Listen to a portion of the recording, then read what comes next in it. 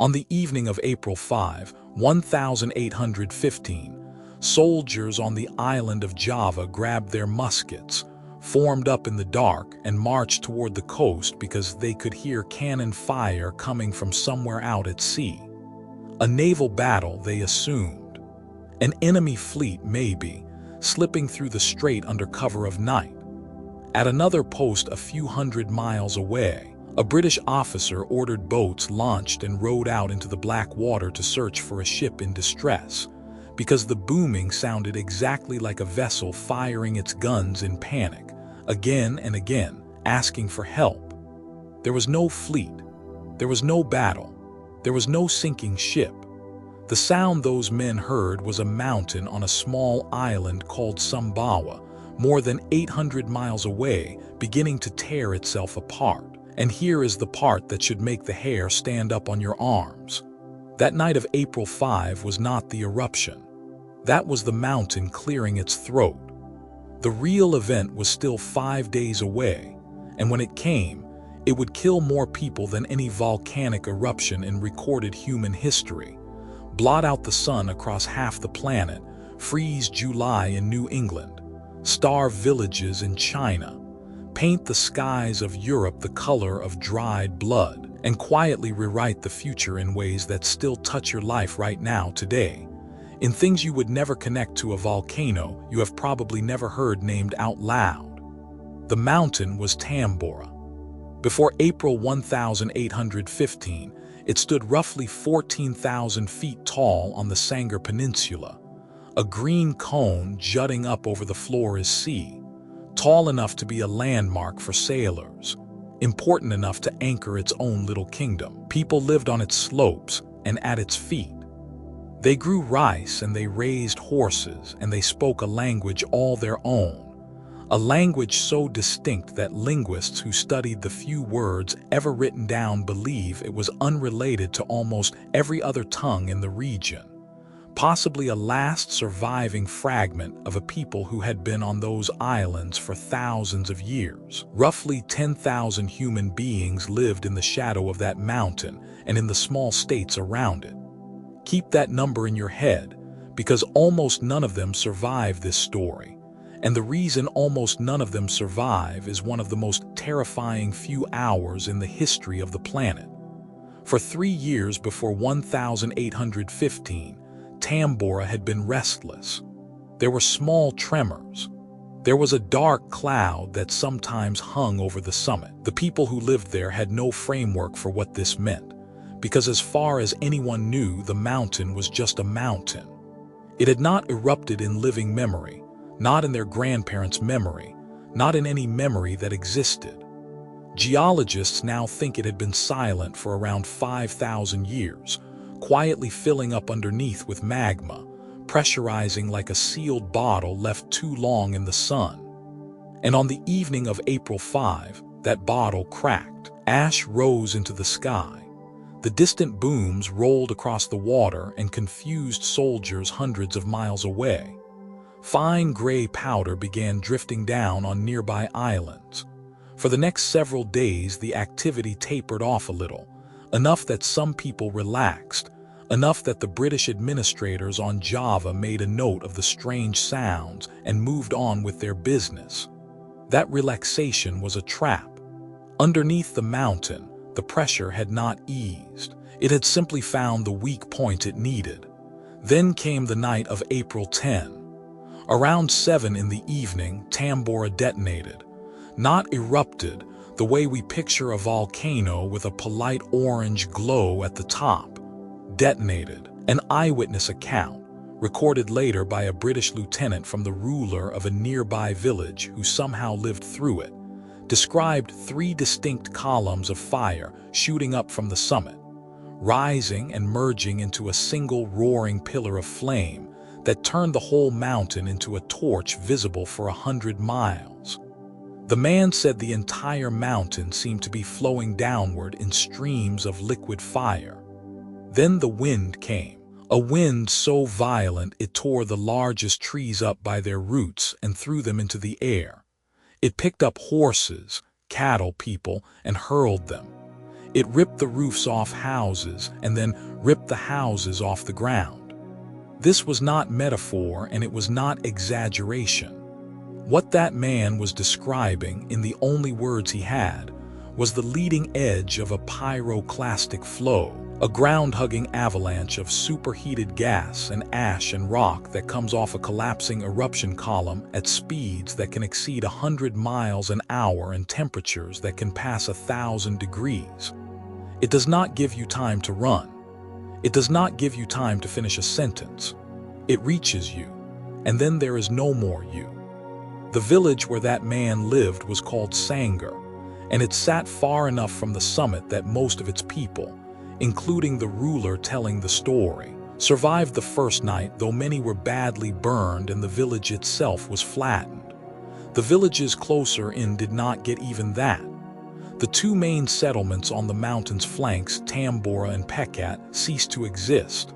Not damaged, not abandoned, erased, buried, gone, along with everyone in them in a matter of minutes. The kingdom of Tambora and its strange, unique language died that night so completely that for almost 2 centuries, the only proof those people had ever existed was a short list of vocabulary words that a curious British official had thought to write down a few years earlier. An entire human culture, gone, recorded on a single page. And the mountain was still going. The eruption climaxed over the night of April 10 and into April 11, and during those hours, Tambora threw an almost unimaginable amount of itself into the sky. The estimates vary depending on how you count, but the figure most often cited is somewhere around 150 cubic kilometers of pulverized rock and ash, roughly 36 cubic miles of solid earth, blasted out of the ground and flung upward.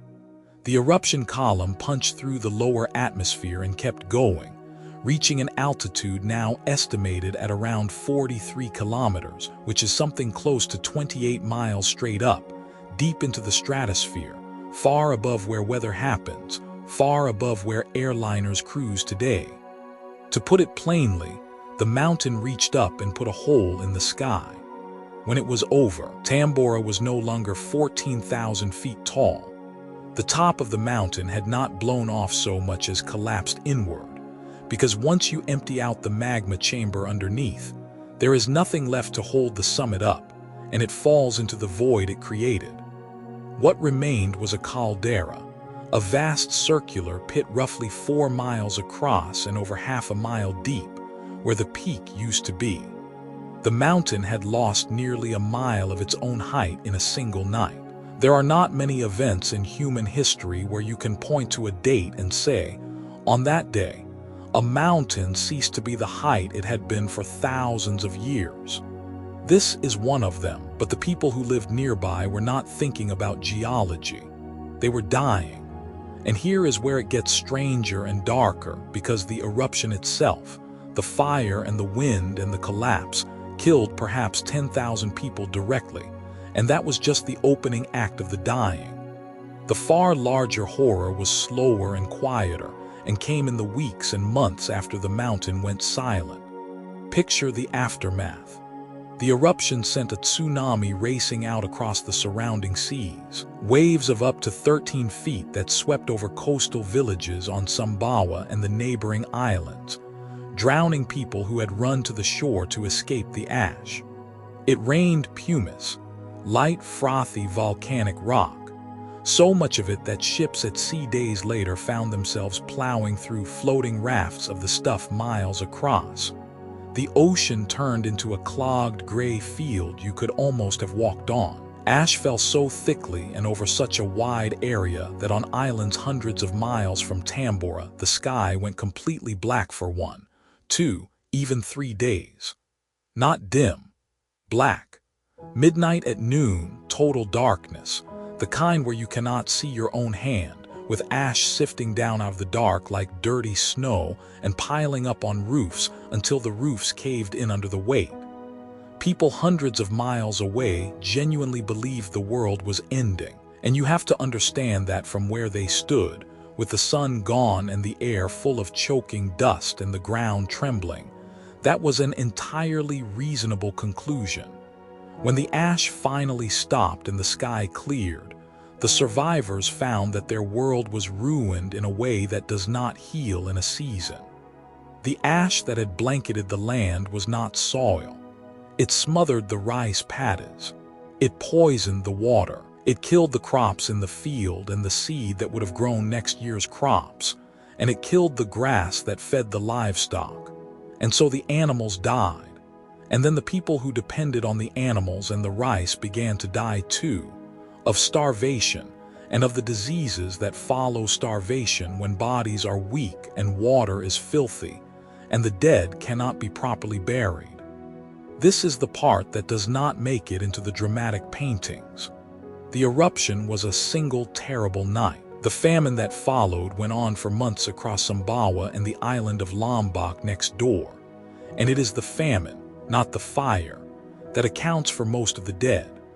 When you add it all together, the eruption and the tsunami and the starvation and the disease, the death toll on those islands has been estimated at somewhere between 71,000 and possibly well over 100,000 people.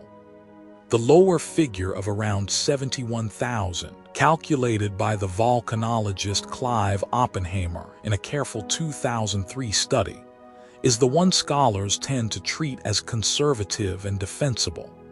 Whatever the true number, it makes Tambora the deadliest volcanic eruption ever recorded, deadlier than Vesuvius burying Pompeii, deadlier than Krakatoa in 1883, deadlier than anything in the written record of the human species. And it killed almost all of those people without most of them ever seeing the lava, because the real weapon was not the fire. The real weapon was hunger, and the hunger was just getting started, and it was about to go global.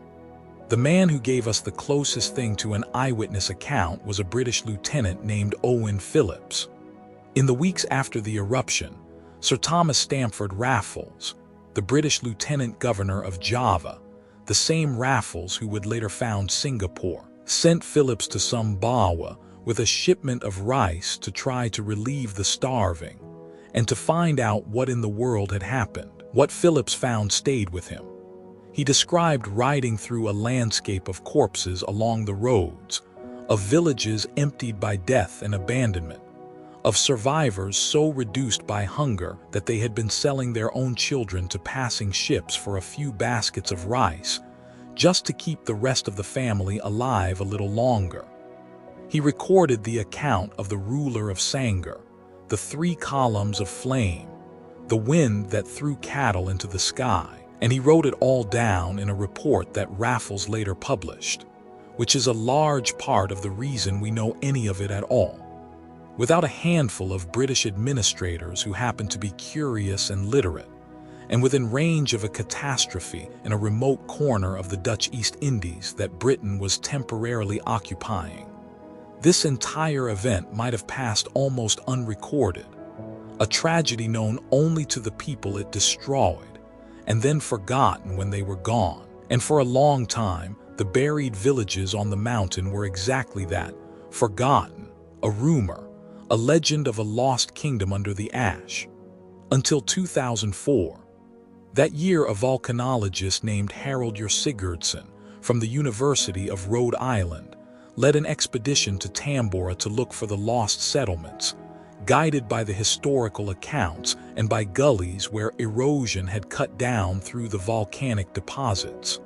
About 10 feet down, under nearly 2 centuries of compacted ash, the team found a house. Inside and around it they found the carbonized, charred remains of 2 adults, frozen where the heat had caught them.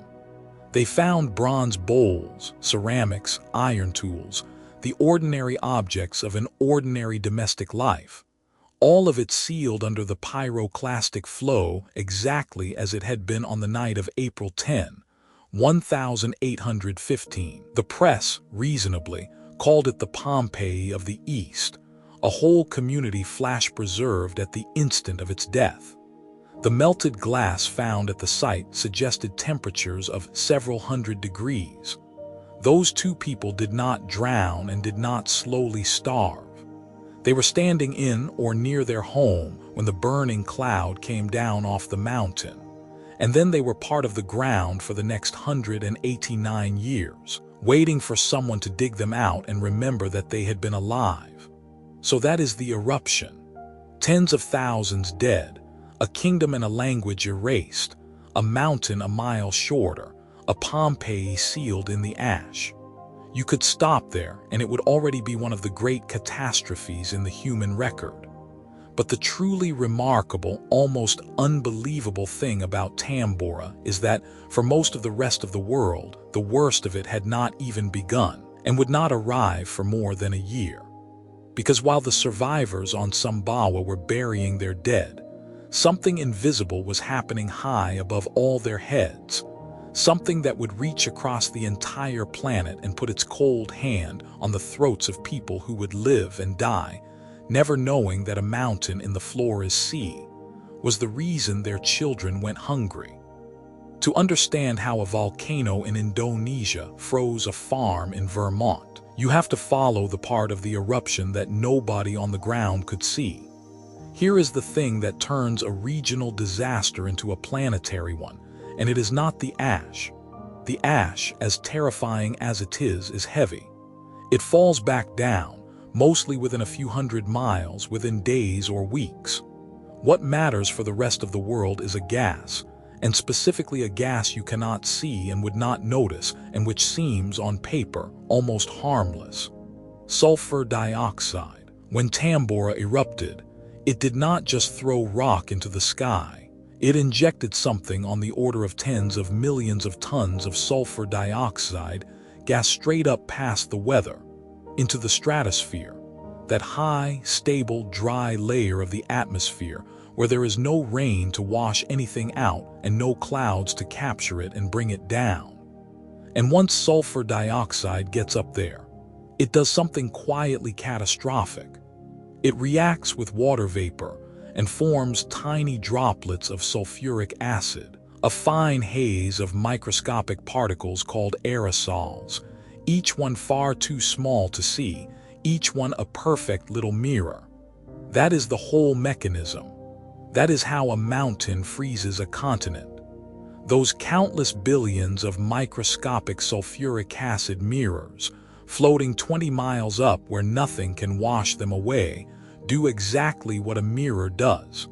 They reflect sunlight. They take a fraction of the energy that was on its way down to warm the land and the oceans, and they bounce it back out into space before it ever arrives. It does not take much.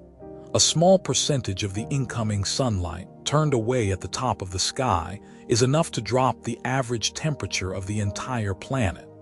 And because the stratosphere has no weather to clean itself, that veil does not disperse in a week. It lingers for months. It lingers for years.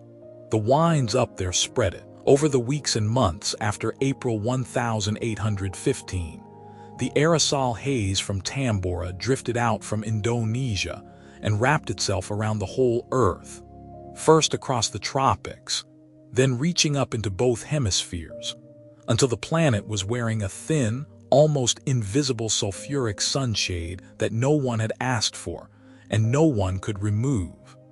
Now multiply that across the globe, and you start to understand the scale of what was coming. When climate scientists reconstruct it today, using the physics of how much sulfur went up and how much sunlight that would reflect, and checking it against the actual temperature records that survive from 1816, they estimate that Tambora cooled the entire planet's average surface temperature by something on the order of half a degree to a full degree Celsius. And I know how that sounds. Half a degree. That sounds like nothing. That sounds like the difference between two thermostat settings you would not even bother to argue about. So let me be clear about why that nothing was enough to starve continents, because this is the part that matters to you, sitting where you are right now, in a world whose entire food supply still hangs on exactly the same thin thread. A global average is a liar. It hides the extremes. When you cool the whole planet by a degree, you do not cool every place on Earth by a tidy, gentle degree. You shove the entire climate system off balance, and the effects pile up unevenly, brutally, in exactly the wrong places at exactly the wrong times. The cooling lands hardest in the summer, in the temperate zones, in the growing regions, on the continents of the northern hemisphere, where a 1-degree global average can translate into summer temperatures running 2, 3, even more degrees below normal across whole countries. And here is the cruelty of it. A farm does not care what the average temperature was over the year. A farm cares whether there was a frost on a single night in August. Crops live and die by thresholds, not averages. Corn does not slowly underperform when it gets cold. Corn dies when the temperature hits freezing while it is still green in the field, and once it is dead it does not come back, and there is no second harvest, and the seed for next year is gone with it. All it takes is one cold night at the wrong moment, and Tambora was about to hand the northern hemisphere a whole summer of wrong moments. But before the freezing came the strangeness in the sky, and this is one of my favorite parts, because it means that for over a year, people all over the world were staring straight up at the evidence of the disaster and had no idea what they were looking at.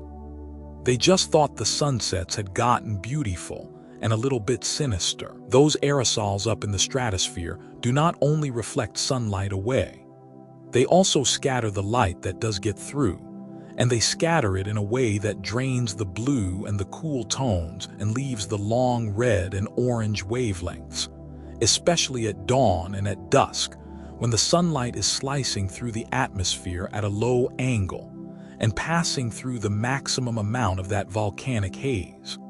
So for months after Tambora, across Europe and North America, the sunsets turned spectacular and wrong. Skies the color of a fresh bruise, deep reds bleeding into purple, orange so intense it looked like the horizon was on fire, lingering glows that hung in the sky long after the sun had gone down. Day after day, all over the northern hemisphere, the heavens put on a show, and almost nobody understood that they were watching the dust of a dead Indonesian kingdom strain the sunlight on its way to the ground. And we are not guessing about this, which is the wonderful part. We can actually measure it through the eyes of the people who were there, because some of them painted what they saw. The English painter J.M.W. Turner, working in exactly these years, produced canvases full of those impossibly vivid, smeared, fiery sunsets, skies that art historians long admired as Turner's romantic imagination. Then a team of atmospheric scientists led by Christos Zarifos had an idea that is almost too clever. They reasoned that the more volcanic aerosol there is in the sky, the redder a true-to-life sunset becomes, and the more a careful observer painting that sunset would naturally reach for red and orange relative to green. So they went through hundreds of years of landscape paintings, measured the ratio of red to green in the sunset skies, and compared the results against the known dates of major volcanic eruptions. The paintings made in the years right after big eruptions, including the years after Tambora, came out measurably, statistically redder. The painters had been recording the state of the atmosphere without knowing it, and 2 centuries later scientists read the data off their canvases. So when you look at a fiery Turner sunset from the late 1810, you are not just looking at art. You are looking at an instrument reading. You are seeing, through a dead man's eyes, the actual veil of Tambora hanging over Europe. So the stage is set. A planet wrapped in a reflective haze. Summer's about to run cold. Skies bleeding red at the edges. And nobody anywhere connecting any of it to a mountain that had already gone quiet on an island most Europeans could not have found on a map. The eruption was in April 1815. The veil spread through the rest of that year, and then the calendar turned over to 1816, and the bill came due, and the bill was paid in food, and the currency of food is human lives. The year that was coming would get so many grim nicknames that the nicknames themselves tell the story. In New England, they would call it 1800 and froze to death. They would call it the poverty year. Across the Atlantic, they would simply call it, with that flat understatement that means people are too tired to be dramatic, the year without a summer. Let me take you to Europe first, because Europe in 1816 was already a wound that had barely begun to scab over. The Napoleonic Wars had ended the year before. Waterloo had been fought in June 1815, just 2 months after Tambora erupted. And there is even a fascinating, debated argument from a 2018 study suggesting that volcanic ash thrown high into the atmosphere may have helped seed the relentless rain that turned the Waterloo battlefield to mud and shaped how that battle unfolded. Though that one is speculative, and you should hold it loosely. What is not speculative is that all across Europe in early 1816, you had millions of demobilized soldiers, exhausted economies, ruined farmland from 20 years of war, and societies stretched to the absolute limit of what they could endure. These were not fat, comfortable populations with deep reserves. These were people living harvest to harvest, where a single bad year meant hunger and 2 bad years in a row meant catastrophe. And into that exhausted, brittle, war-scarred Europe, Tambora delivered the worst growing season in centuries. The summer of 1816 in Europe was not so much cold as relentlessly, hopelessly wet and gray. The haze dimmed the sun. The disrupted weather patterns parked storm after storm over the continent. It rained and rained and rained. In Ireland, it reportedly rained on something close to half the days of that summer. Rivers swelled and flooded. Fields turned to standing water and then to rot. The grain that should have ripened gold under a July sun instead lay flattened and gray and moldering under endless cloud. And what did not rot in the field could not be dried or stored once it was cut. The harvest failed across a huge swath of the continent, from France through the German states, through Switzerland, into the Low Countries and the British Isles. And when the harvest fails, the price of bread does not climb gently. It explodes. Grain prices in parts of Europe doubled, tripled, in some places climbed even higher over the following year. And for a family that already spent most of its income just on bread, a doubling of the price of bread is not an inconvenience. It is a sentence. This is the moment to slow down and make it personal, because it would be easy to keep saying the harvest failed and let it stay an abstraction, a line on a graph. So let me put you in it. You are a laborer or a small farmer in the German states or Eastern France or the Swiss cantons in the autumn of 1816. You have watched your own crop fail. The little you grew for yourself is gone or rotted. The bread in the market, when there is any, now costs 2 or 3 times what it did, and you do not have 2 or 3 times the money. You have less money than before because no one is hiring and the whole region is in the same hole. You begin to sell things. First the things you can spare, then the things you cannot.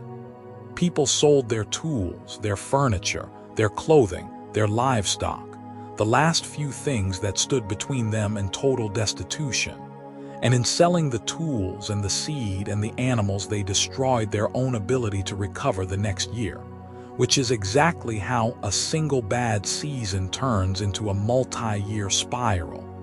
People left their villages and took to the roads to beg. Contemporary accounts from Switzerland and Germany describe gaunt, starving people stripping the countryside, eating grass, eating moss, eating the carcasses of dead animals, in some horrifying reports digging up things that should never be food. Switzerland was hit so hard that the government declared a national emergency. This was Europe, not some distant frontier. This was the comfortable heart of the Western world reduced to people eating grass in a ditch because a mountain on the other side of the planet had reflected away a sliver of the summer sun. And here is where it gets worse, because famine almost never kills you cleanly by starvation alone.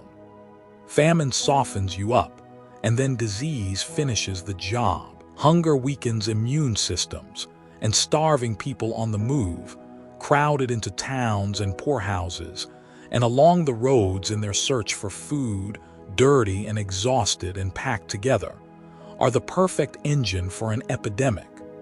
The disease that came was typhus, spread by lice, and it loves exactly those conditions of crowding and filth and desperation. Typhus tore through Ireland in particular in the years 1816 to 1819, in one of the most devastating epidemics of the entire century. And the historical estimate is that the typhus that followed the year without a summer killed something on the order of 65,000 people in Ireland alone, on top of all those the hunger took directly. So the chain runs like this, and I want you to hold the whole chain in your mind at once.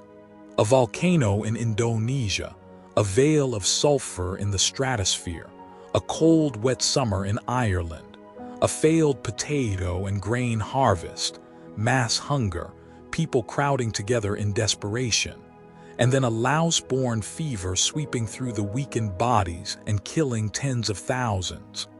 Not one of those people knew the first link in the chain. Not one of them could have. The volcano was a year in the past and 8,000 miles away, but it reached out and took them anyway. And that is the thing about this kind of disaster that should genuinely unsettle you. The thing that kills you can be so far away in space and in time that no one alive can see the line connecting it to your death. Hungry people do not just die quietly either, and that is the next turn in this. When bread becomes unaffordable and the authorities seem unable or unwilling to help, people get angry. And 1816 and 1817 saw a wave of food riots roll across Europe that historians often describe as the last great subsistence crisis of the Western world, the final time that large numbers of Europeans rose up in violence specifically and directly because they could not get enough to eat. In England, in the spring of 1816, in the agricultural fenlands of East Anglia, laborers already squeezed by low wages and unemployment after the war watched bread prices climb out of reach and snapped. The disturbances around the towns of Littleport and Ely in May 1816 became some of the most serious rural riots in modern English history. Crowds armed with pitchforks, cleavers, and whatever they could find marched on the well-off, broke into houses, demanded money and food, and fought the authorities. The rallying cry attached to that whole wave of unrest was as blunt as hunger itself: bread or blood. The state's response was equally blunt. The riots were put down by force, special courts were convened, and several men were hanged, with others transported to penal colonies on the far side of the world, all for the crime, fundamentally, of being starving in the wrong year. And this unrest, this hunger, this sense that the social order was fraying, fed directly into the political turbulence of post-war Britain that would build toward events like the Peterloo Massacre a few years later. The shockwave from Tambora was not only meteorological, it was political. It rattled thrones. But while one part of Europe was rioting and starving, a tiny handful of wealthy, bored, brilliant people were trapped indoors by the same terrible weather on the shore of a lake in Switzerland. And out of that confinement came one of the most famous creative explosions in the history of literature, which is the kind of thing that only history could be strange enough to arrange. In the summer of 1816, a group of young English writers had come to the shores of Lake Geneva. The poet Lord Byron, already a celebrity and already scandalous, had rented a grand house called the Villa Diodati. Nearby stayed the young poet Percy Bysshe Shelley, his teenage lover Mary Godwin, who would soon become Mary Shelley, her stepsister Claire Claremont, and Byron's physician, a moody young man named John Polidori. They had come to Lake Geneva expecting an alpine summer of sunshine and boating and walks. Instead, they got Tambora's summer. The rain came down in sheets. The sky stayed dark and oppressive. The lake churned. Spectacular thunderstorms rolled over the water night after night.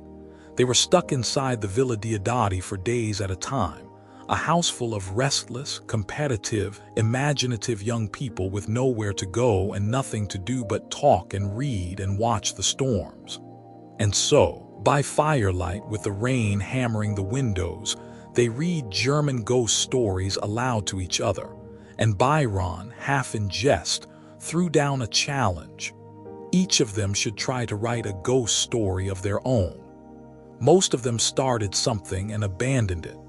But the challenge lodged itself in the mind of Mary Godwin, 18 years old, and a few nights later, after a long conversation that had stretched past midnight about galvanism and the principle of life, and whether a corpse might be reanimated, she lay in bed unable to sleep, and had what she later described as a waking dream, a vivid half-conscious vision of a pale student of unhallowed arts kneeling beside the thing he had assembled, and watching it stir, watching it show the first hideous signs of life. She opened her eyes in the dark and realized that what terrified her would terrify others.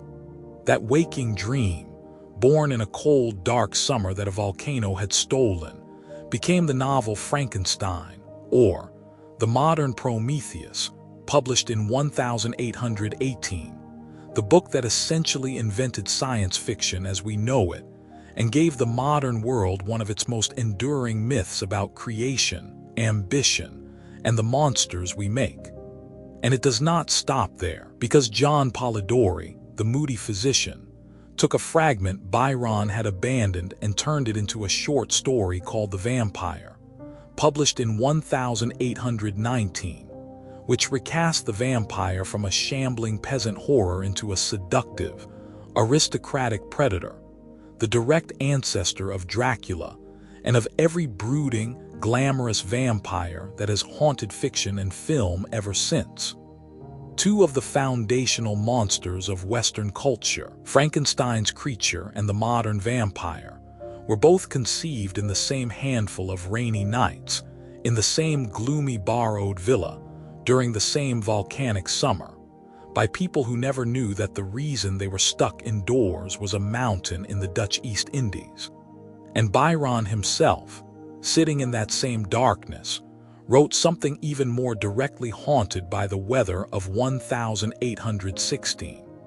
In July of that year, he wrote a poem called Darkness, and if you read it knowing what you now know, it stops being a poem and starts being almost a documentary. It opens with the line that the bright sun was extinguished, and it goes on to describe a world where the sun has gone out, where the stars wander dark through eternal space, where the icy earth swings blind and blackening, where men burn their cities and their forests for a few moments of light, where the last starving survivors of humanity turn on each other in the cold and the dark, until nothing is left but desolation. Byron later said he wrote it on a day when the sky over Geneva had gone so dark that the birds went to roost at noon, and candles had to be lit in the middle of the day. He thought he was writing a vision of the apocalypse, a flight of romantic imagination. He did not realize he was describing, in heightened and prophetic language, the actual physical conditions that Tambora had imposed on the sky above his head. The dimmed sun, the unnatural cold, the failed harvests, the starving people, the sense of the world unraveling. It was all really happening all around him, all of it caused by the same eruption, and he wrote it down thinking it was a nightmare he had invented. That is how completely the cause was hidden from the people living through the effect. So in a single summer on a single lake, Tambora's weather indirectly seeded the modern science fiction novel, the modern vampire, and one of the great apocalyptic poems in the English language. You would be hard-pressed to invent a clearer demonstration of how a geological event reaches into culture, into the books on your shelf and the monsters in your movies, decades and centuries downstream, through chains of cause that nobody at the time could possibly trace. But as remarkable as the Villa Diodati story is, it is the bright, literary, comfortable face of a catastrophe whose real face was hunger and death, and it would be a kind of dishonesty to let the famous writers crowd out the people whose names we will never know. So let me cross the Atlantic now, because while Byron was writing his apocalypse by candlelight at noon, the same summer was doing something to North America that the people there found, in its own way, just as much like the end of the world. And this is the part that gave the whole year its grimmest and most American nickname, the one that tells you everything, 1800 and froze to death. In the spring of 1816, a farmer in northern New England had every reason for cautious hope. The war with Britain had ended. The land was good. The growing season ran on a rhythm his family had trusted for generations. Frosts ease off in April, you plant through May.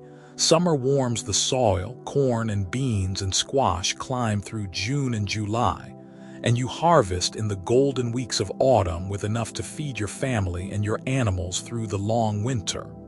That rhythm was the foundation of everything. It was not a hobby, it was survival. And in 1816, on the far side of the planet from a mountain he had never heard of, that rhythm simply broke, and the breaking nearly destroyed him. It started off merely strange. The spring was cold and reluctant, late frosts hanging on, but cold springs happen and farmers shrugged and planted anyway. Then came June, and June is where the year turned into legend, because in the first week of June 1816, in the middle of what should have been early summer, it snowed. Not a freak flurry that melted on contact. Real snow, accumulating snow across Vermont, New Hampshire, Maine, upstate New York, and up into Quebec. On June 6, 7, and 8, snow fell across the region, and in some higher and more northern places it piled up several inches deep, with reports from parts of Vermont and Quebec of accumulations that reached half a foot or more. People had to dig out. Birds, caught in the open by the cold, dropped dead and froze. Newly sheared sheep, stripped of their wool for the summer, died of exposure in the fields. Farmers who had already planted watched their young crops blacken and die under the snow. And the truly disorienting thing was the whipsaw of it, because this was not a steady cold that you could at least plan around. The temperature would crash to freezing and kill everything green, then bounce back up into summer warmth for a week so that people dared to replant, and then crash again. Killing frosts came in June. They came again in July, when ice formed on standing water in parts of New England in the dead center of summer. And then, after a fragile recovery, the killing blow came on the nights of August 20 and 21, 1816, when a hard, widespread frost swept down across New England and finished off the corn that had struggled back to life. That August frost was the one that broke the year's back, because corn was the staple.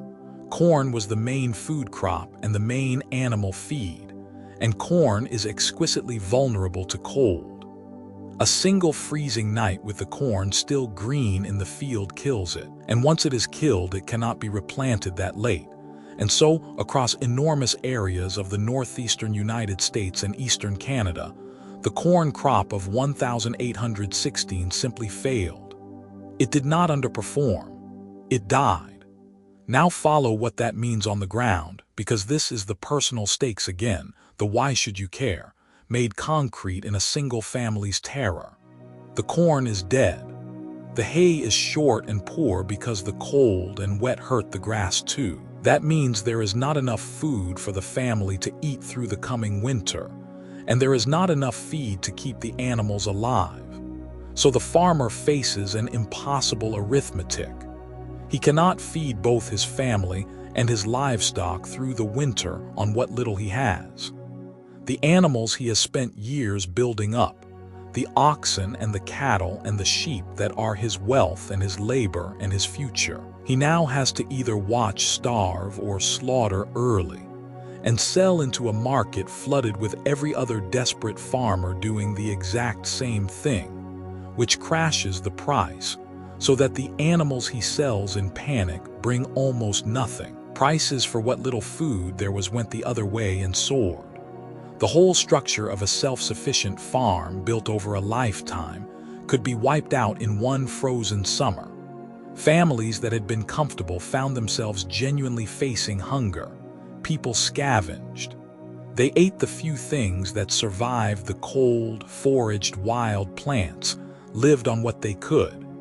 In coastal New England, mackerel were running well that year, and some families survived on fish to the point that 1816 got yet another nickname in some places, the mackerel year. In other places they called it the poverty year, plain and simple. And the most famous name of all, the one that captured the gallows humor and the genuine dread together, was 1800 and froze to death. Even the most powerful and educated men in the young country were not spared, which tells you the cold did not care about status.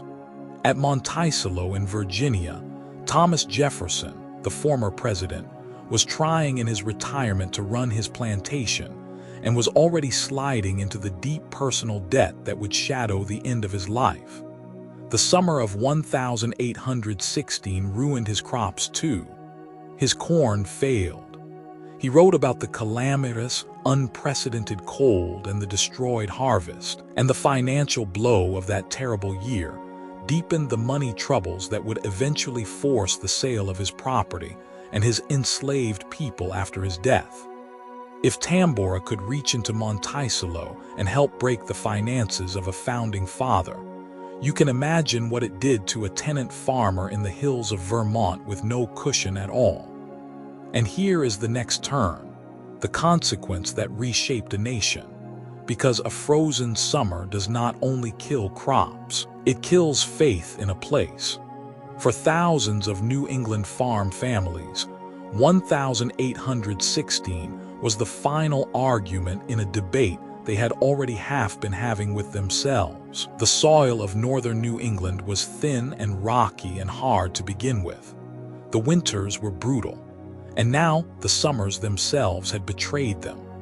People began to whisper that the climate had turned permanently against them, that the land was cursed, that they should get out while they still could. So they got out.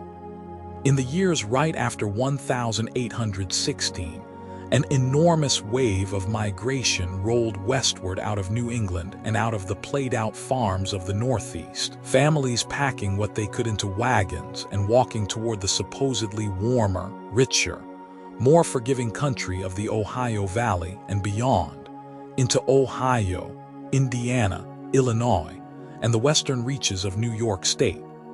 Vermont in particular hemorrhaged people. The cold year accelerated a depopulation of its hill towns that some of them never fully recovered from. The year without a summer became one of the great push factors driving the westward expansion of the United States, helping to settle the Midwest with displaced Yankee farmers, redrawing the human map of a continent. The people who froze in New England in 1816 became, in many cases, the people who plowed the Midwest in the 1820s, and the entire character of the American interior was shaped in part by a summer that a volcano had taken away. And tucked inside that great migration is one specific family whose move would change the religious history of the world, which is the kind of detail that makes this story almost too neat to believe, except that it is true. Among the New England families wrecked by the repeated crop failures of these years were the Smiths of Vermont. After their farm failed, the Smith family joined the exodus and moved west to the town of Palmyra in western New York. One of the sons in that family was a boy named Joseph Smith. Western New York in those years became known as the burned-over district because it was swept again and again by waves of intense religious revival. And it was there, in the place his family had moved to in the aftermath of the frozen years, that Joseph Smith grew up and reported the visions and revelations that led him to found the Latter-day Saint movement, the Mormon Church, which today counts millions of members around the world. Now, you have to be careful and honest here. Nobody can say that the year without a summer caused the founding of a major world religion in any simple, single-cause way. History is never that tidy, and Joseph Smith's life had many forces acting on it. But it is a documented fact that the crop failures of these years helped drive the Smith family from Vermont to the exact corner of New York where that religious movement was born. The Volcano did not write the Book of Mormon, but it is part of the chain of contingencies that put a specific family in a specific place at a specific time. And remove Tambora, and you do not obviously get the same outcome. That is how deep the roots of this thing run. A mountain in Indonesia is tangled up in the religious map of the modern United States. Now here is what almost no one tells you about the year without a summer, the part that gets left out of the cozy story about Frankenstein and the snow in Vermont, and it is by some measures the deadliest chapter of the whole affair. Everyone remembers Europe and New England because Europeans and New Englanders wrote the histories. But the same volcanic veil that dimmed the sun over Geneva and froze the corn in Maine was hanging over Asia too, where far more people lived. And there, it did not merely cause hardship. There it killed on a scale that we are still struggling to fully reconstruct 2 centuries later, because it attacked the 2 great engines that fed and ordered the largest populations on Earth. The harvests of China and the monsoon of India. Start with China, and specifically with the southwestern province of Yunnan. Yunnan, in the years 1815 through 1818, suffered one of the worst famines in its history, and the cause was the same cold, disrupted, sunless growing conditions that were wrecking crops half a world away. The summers turned unseasonably cold. Frost and even snow fell in places, and at times of year where they had no business being, in a subtropical region where the rice did not expect to be frozen. The rice crop, the foundation of life there, failed repeatedly, year after year, and a multi-year failure is far deadlier than a single bad season because it strips away every reserve a population has. People starved across the province, and we do not just know this from dry official statistics. We know it from poetry, which makes it almost unbearably vivid. A Yunnan poet of the time, Lai Yuyang, wrote about what he was living through, about a summer wind that felt like winter, about crops dead in the fields, about families with nothing to eat, about parents forced into the most terrible choices. There are records and poems describing people selling their children because they could not feed them. The same horror Owen Phillips had seen on Sumbawa, now playing out again in the mountains of China, both of them downstream of the same eruption. The Yunnan famine of these years is sometimes invoked as one of the contributing pressures that, over the following decades, helped push the region toward growing opium as a more reliable cash crop than rice, with all the long, dark consequences that carried for China in the 19th century. A volcanic winter helping to bend the agricultural economy of a Chinese province toward opium is not a connection most people would ever guess. And yet there it is in the historical record.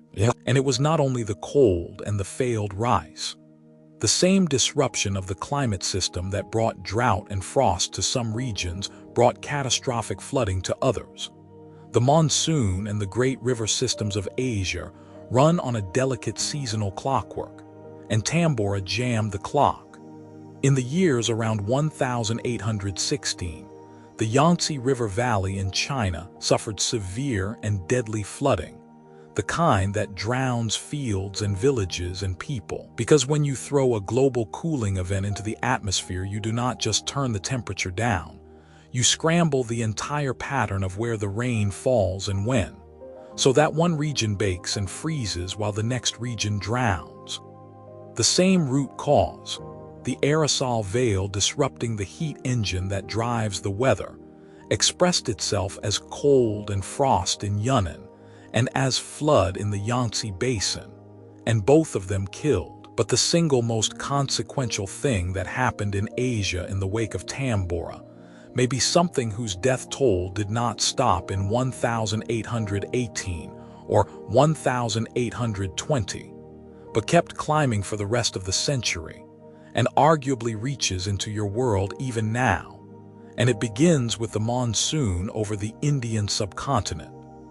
The Indian summer monsoon is one of the most important weather systems on the planet, the great seasonal rain that hundreds of millions of people depend on for their water and their crops, and it is driven by the temperature difference between the land and the sea. Tambora's cooling and its scrambling of global circulation disrupted that monsoon, altering when and where and how much the rains came in the years after the eruption, bringing both failed rains and abnormal flooding to different parts of the subcontinent. And in the wet, warm, disrupted conditions of the Ganges Delta in Bengal around 1817, something terrible woke up. Cholera had long existed as a regional disease in the Ganges Delta, a local horror that flared and faded. But in 1817, a cholera outbreak erupted out of Bengal with a new and ferocious intensity and began to spread.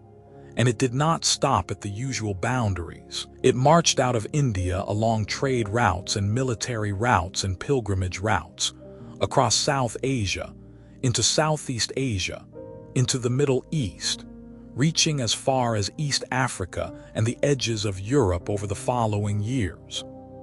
This was the first cholera pandemic, the beginning of a series of global cholera pandemics that would roll across the 19th century and kill many millions of people in waves for decades to come. And a number of scientists and historians have argued, based on the timing and the conditions, that the climatic disruption from Tambora, by altering the monsoon and the environment of the Ganges Delta, helped create the conditions that allowed a new and more virulent behavior of the cholera bacterium to emerge and explode outward when it did.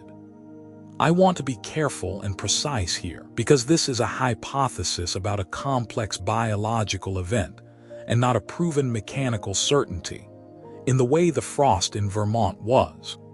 But the leading reconstruction is genuinely chilling, that the same eruption that gave the world Frankenstein and the frozen summer also helped unleash a pandemic disease that would haunt humanity for the next 100 years, and that still today kills tens of thousands of people a year in places without clean water. If that connection holds, then Tambora's true death toll is not in the tens of thousands of the islands, or even the hundreds of thousands of the global famines. If you trace the cholera all the way out, the toll runs into the millions, spread across the entire 19th century, a slow-motion catastrophe with a single volcanic spark at the start of the fuse. So now zoom out and look at the whole thing at once. The full reach of one mountain on one night in April 1815. Tens of thousands dead in the immediate eruption, and its famine on Sumbawa and Lombok. Tens of thousands more dead of hunger and typhus across Europe. The last great subsistence crisis of the Western world. Food riots and hangings, and a national emergency in Switzerland. A frozen, ruined summer across the northeastern United States and Canada that helped depopulate New England and push a wave of migration that reshaped the American interior and brushed against the founding of a world religion. Famine and flood across China, killing untold numbers and bending the economy of a province. A disrupted monsoon over India that may have helped launch the first cholera pandemic in a century of mass death. And threaded all the way through it, the literature, the art, the poems, the inventions, the cultural aftershocks rippling out for generations. One eruption, 1 year, a planet rearranged. And the most unnerving fact of all is that almost no one alive in 1816 understood that any of it was connected, or that a mountain was to blame, because the science to make that connection did not yet exist. They lived through a global catastrophe and experienced it as 1,000 separate local miseries, each one mysterious, each one seemingly an act of God or bad luck, none of them traceable to the single cause sitting silently in the Flores Sea. Which raises the question that should be nagging at you by now. If they could not see it coming and could not understand it while it was happening, how do we know all of this today, 200 years later, with such confidence? How did we finally catch the volcano? For most of the 19th century, nobody did connect it. The year without a summer was remembered, where it was remembered at all, as a freak, an unexplained cold spell. A famous bad year that people told stories about, with no agreed cause. The eruption of Tambora was known about in a vague way among a few scholars, mostly through Raffles's published account. But the idea that an eruption in Indonesia could have frozen New England was not obvious and not provable with the tools anyone had. It took the slow accumulation of an entirely new way of reading the planet to finally close the case. And that is one of the quietly beautiful parts of this story, because the evidence was waiting in places nobody thought to look for almost a century and a half. The breakthrough came from learning that the Earth keeps its own records, written into ice and into wood, if you know how to read them. Start with the ice. Every year, snow falls on the great ice sheets of Greenland and Antarctica, and every year that snow is buried by the next year's snow, and it compresses into a layer of ice, and those layers stack up year after year after year, going back tens and hundreds of thousands of years, like the rings of a tree or the pages of a book. And crucially, each layer of ice traps a tiny sample of the atmosphere and the dust that was in the air when that snow fell. So when scientists drill down into the ice and pull up a core, a long cylinder of layered ice, they can travel back in time, layer by layer, year by year. And when they reach the layers that fell around 1815 and 1816, they find something unmistakable. A sharp spike in sulfate, the chemical fingerprint of all that sulfur dioxide that Tambora threw into the stratosphere, settling out of the sky and onto the ice at both ends of the Earth. The volcano signed its name in the ice in Greenland and in Antarctica, thousands of miles from Indonesia, and it left that signature in the exact layer that lines up with the year without a summer. There is the cause and the effect, locked together in frozen water, waiting to be read. The same ice cores reveal another secret, too, which is that the 1810s were unusually cold even before Tambora, because there appears to have been another large eruption around 1808 or 1809, one so remote or so poorly recorded that no one knows for certain which volcano it was. A mystery eruption that had already chilled the planet and primed it, so that when Tambora hit in 1815, it landed on a world that was already running cold. The year without a summer was the worst of a cold decade, the peak of a downturn that an unknown volcano had already begun. Then there are the trees, which keep their own diary. A tree grows a new ring of wood each year, and in a good warm year with a long growing season the ring is wide, And in a cold, harsh year when the tree barely grows, the ring is thin and crowded. Scientists who study tree rings, dendrochronologists, can lay out long sequences of rings from old trees and dead timber, and read the climate of past centuries directly from the width and the structure of the growth. And when they look at trees that were alive in 1816, all across the northern hemisphere, they find it: an abnormally thin, stressed, frost-damaged ring, the wood itself recording that the summer of 1816 was brutally cold and short. Tree by tree, on different continents, the same year shows up as a year of suffering written in wood.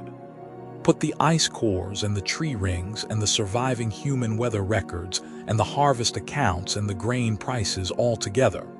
Layer the physical evidence on top of the human testimony, and the case becomes airtight.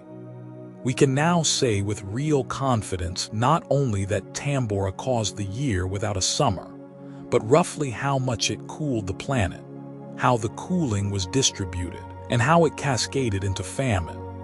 The mystery that baffled everyone who lived through it has been solved by reading the planet's own hidden records, and that solution itself is a triumph of science. The ability to reach back 2 centuries and reconstruct in detail an invisible catastrophe that its own victims never understood. And it was that maturing science in the late 20th and early 21st centuries that finally pulled the whole story together into one coherent narrative. Scholars like the oceanographer Henry Stommel and the historian Gillian Darcy Wood, whose research traced Tambora's fingerprints across the globe from the famines of Yunnan to the cholera of Bengal to the poetry of Lake Geneva, assembled the scattered local miseries of 1816 into a single planetary event with a single cause. And in 2004, as I mentioned, Harold Sigurdsson's expedition physically dug the lost village out of the mountainside and put human remains and household objects back into the daylight, turning a legend into an archaeological site you can stand in. The full picture of Tambora, as we now understand it, is a discovery of the last few decades, not of the time itself. The people of 1816 were living inside a story whose meaning would not be understood until their great-great-great-grandchildren learned to read ice. Before I bring this all the way home to you and to the world you actually live in, let me give you 2 more consequences, 2 strange and almost charming inventions that grew out of the catastrophe because they show just how far the ripples traveled into ordinary life. The first is the bicycle, or at least its direct ancestor. In 1817, a German inventor named Karl Dries introduced a contraption he called the running machine, a 2-wheeled wooden device with a seat and a steering bar that you straddled and propelled by pushing your feet against the ground, gliding along, the first true ancestor of the bicycle. And there is a compelling argument made by historians of technology that Dries was driven to invent it precisely because of the year without a summer. The crop failures of 1816 included a failure of the oats that fed horses, and across the famine-struck regions horses were starving and dying, and being slaughtered for food because their owners could not feed them. A society that suddenly could not rely on horses had a powerful reason to want a horseless way to get around, and Dries, looking at a world short of horses, built a machine to replace one. If that thesis is right, then every bicycle on Earth, the most efficient human-powered machine ever made, traces part of its origin to a volcanic winter that killed the horses. The second invention is even bigger in its consequences. A boy named Justus von Liebig was growing up in the German town of Darmstadt during the famine years, and he lived through the hunger of 1816 and 1817 as a child, watched a society go short of food, and it marked him. Liebig grew up to become one of the founding figures of organic and agricultural chemistry, the man who, more than almost anyone, established the science of how plants get their nutrients and pioneered the use of mineral fertilizers to boost crop yields. The science that Liebig launched is a direct ancestor of the modern fertilizer industry that today, through synthetic nitrogen fertilizer, feeds something like half the human beings alive on this planet. There is a real argument that the childhood hunger Tambora inflicted on Liebig helped point him toward the lifelong work that would, generations later, make it possible to feed billions. So the same eruption that starved the world helped, through a hungry child in Darmstadt, lay the scientific groundwork for the agriculture that now keeps the modern world fed. The catastrophe wrote itself into the foundations of how we eat, which brings me finally to you. Because everything I have told you so far is history, and history can feel safely sealed off, a thing that happened to other people in coats and bonnets a long time ago. But Tambora is not really a history story. Tambora is a preview, and the reason it should matter to you personally, sitting wherever you are sitting right now, is that the exact same thing can happen again. The planet is overdue for nothing and underprepared for everything. And the world it would hit this time is in some ways far more fragile than the world of 1816, even though it feels so much stronger. Let me kill a comforting myth right away, because you have probably absorbed it from somewhere and it is doing you a disservice. The myth is that this kind of thing is astronomically rare, a 1 in a million freak, something that happens once and then the universe is done with us. It is not.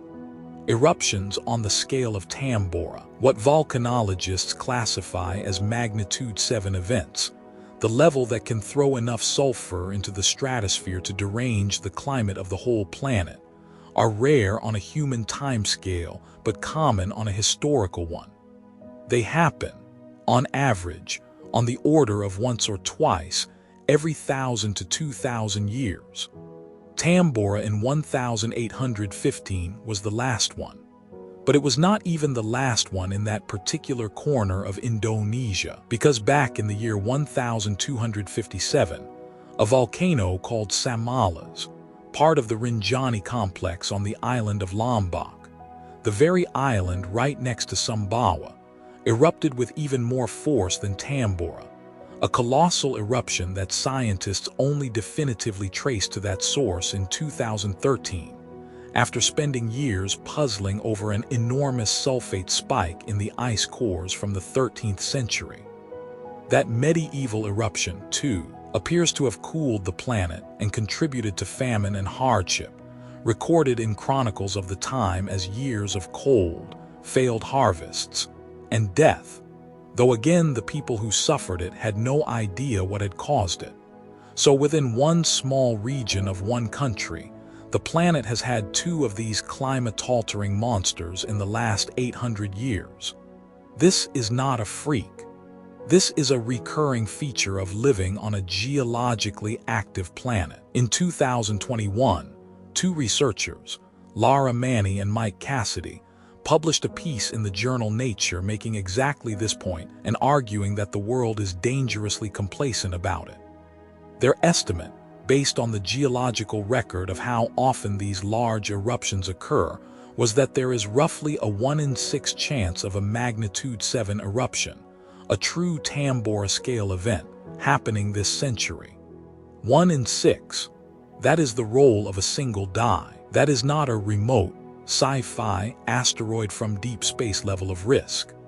That is a risk on the order of a coin flip happening twice, within the lifetime of people alive today, possibly within yours. And here is what they found genuinely alarming. Compared to how much money and attention the world pours into defending against asteroid impacts, which are far less likely in any given century, we spend almost nothing on monitoring and preparing for large volcanic eruptions, which are far more likely. Most of the world's potentially dangerous volcanoes are barely monitored or not monitored at all. We are watching the sky for rocks from space, while largely ignoring the much more probable threat coming up through the ground beneath our feet. So the question is not really whether another Tambora-scale eruption will happen. On a long enough timeline, it absolutely will, and there is a meaningful chance it happens soon. The question is what it would do to the world we have actually built, and that is where the news gets genuinely sobering. Because in the 2 centuries since 1815, we have made ourselves richer, more powerful, more capable in almost every way, and also in one specific and critical way, far more vulnerable. Think about how the people of 1816 survived, the ones who survived. The New England farmer, devastated as he was in many cases growing his own food on his own land. When the corn failed, he foraged, he fished the mackerel run, he ate the livestock, he leaned on family and neighbors who were doing the same, and the most resilient of them limped through to the next year on the deep, stubborn self-sufficiency of a society where the overwhelming majority of people lived on farms and produced their own food locally. It was brutal and many died, but the system, such as it was, had slack in it, redundancy, the ability of millions of households to feed themselves directly from the ground under their feet. Now look at yourself. Look at how you eat. The food on your table did not come from your land because you almost certainly do not have any. It came from a global supply chain of staggering complexity and almost no slack at all. The wheat in your bread might have grown in Ukraine or Kansas or Australia. The system runs on what businesses call just-in-time logistics, which is a polite way of saying we deliberately keep almost nothing in reserve because reserves cost money. At any given moment, the world holds only a few months' worth of grain in storage against the demand of 8 billion people. A few months. That is the buffer. That is everything standing between the global population and empty shelves if the harvests fail. So run the Tambora scenario forward into that system and watch what happens, because it is not pretty and it is not slow. A magnitude 7 eruption goes off somewhere, anywhere with the right kind of magma, Indonesia or the Andes or the Pacific Northwest or the Mediterranean or a dozen other places. It throws its tens of millions of tons of sulfur into the stratosphere, and within months the veil spreads around the planet exactly as Tambora's did, and the next growing season, or the one after it. Several of the world's great breadbasket regions get hit at once with the same kind of cold, wet, sunless, frost-prone summer that killed the corn in 1816. Except now those breadbaskets are not feeding scattered self-sufficient villages. They are feeding the entire interconnected planet, and they are feeding it on a few months of buffer. The major grain harvests fail or fall sharply across multiple continents in the same year. And here is where the modern world's greatest strength, its tight global interconnection, flips instantly into its greatest weakness, because the failure does not stay local. It propagates through the markets at the speed of panic. We do not have to imagine the cascade, because we have already seen small, instructive previews of it in our own lifetimes, without any volcano involved at all. In 2010, a severe heat wave and drought scorched Russia, one of the world's great wheat exporters, and burned its harvest. Russia's response was immediate and entirely rational from its own point of view. It banned the export of wheat to keep its own supply at home.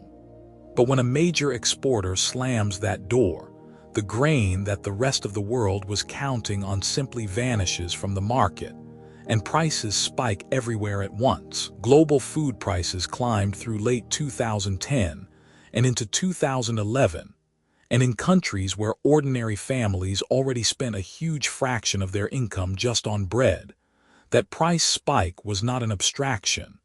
It was a match dropped into dry grass. Food prices were one of the documented pressures, among others, behind the wave of unrest that swept the Arab world in 2011. the protests and uprisings that toppled governments, a single regional drought in a single exporting country in an otherwise normal year, rippled out through the global food market and helped shake the political order of an entire region. Now multiply that by 10. Multiply it across several breadbaskets failing in the same year, for 2 or 3 years running, the way the harvests failed for 2 or 3 years running in the 1810. The 2010 spike was a paper cut. Tambora would be a severed artery, and it would bleed into the same tightly wired global system that turned a Russian drought into riots in Cairo. Crop failures across multiple continents, exporters slamming their doors one after another to hoard what little they have, prices exploding, the poorest countries and the poorest people priced out of food entirely, and the same chain that ran in 1816. Hunger leading to desperation, leading to unrest, leading to instability. Running again, but this time through a planet of 8 billion people armed with modern weapons and bound together by supply chains that assume everything keeps flowing smoothly, and the food is only the most direct blow. The same eruption that dims the sun also throws ash into the sky, and we have a crisp modern lesson in what even a small amount of high-altitude ash does to the world we have built.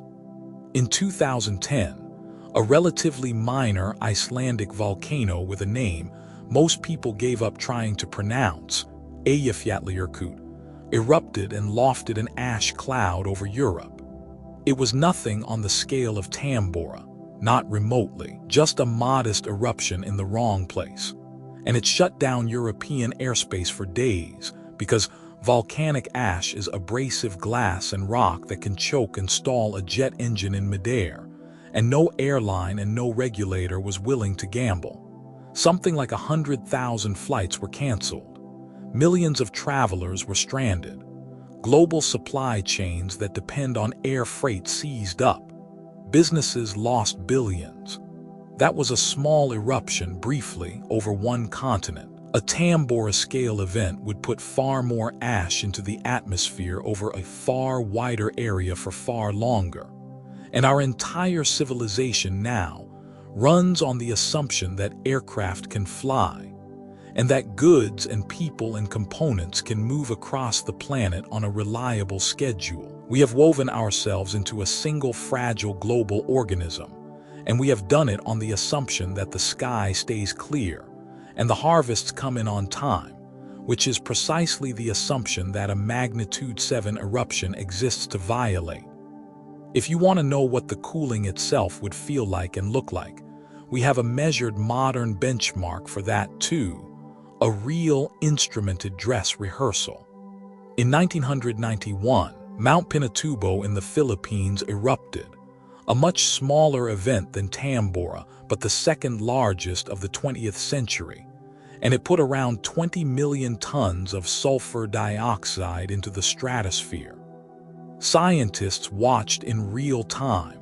With satellites and instruments the people of 1816 could never have dreamed of, as the aerosol veil spread around the planet and measurably cooled the entire Earth's average surface temperature by about ½ degree Celsius for the next year or two before it faded.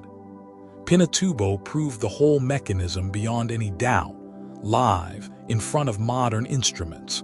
Sulfur up, sunlight reflected, planet cools, then recovers as the aerosols rain out.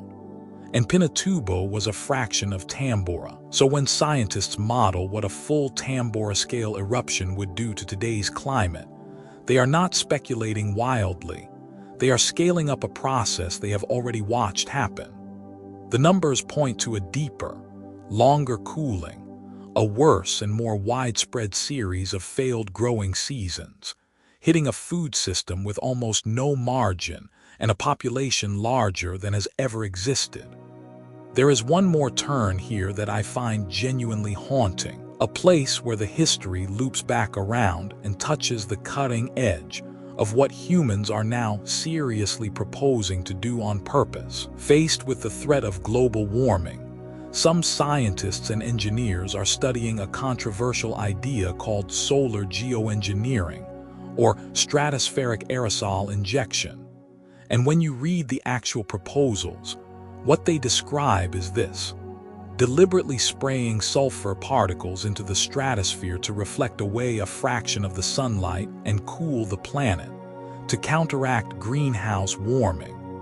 In other words, the leading proposal for an emergency planetary thermostat is to artificially recreate, on purpose and under control, the exact physical effect that Tambora produced by accident in 1815. The model for that entire field of research is the Volcano.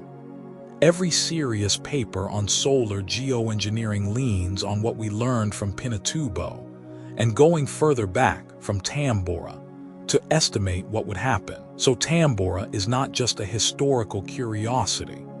It is the natural experiment that humanity is now studying as a possible blueprint for deliberately reaching up and dimming our own sun, with all the terrifying questions that raises about who controls the thermostat, what happens to the monsoons that billions depend on, and what it would mean to take the climate of the entire planet into human hands.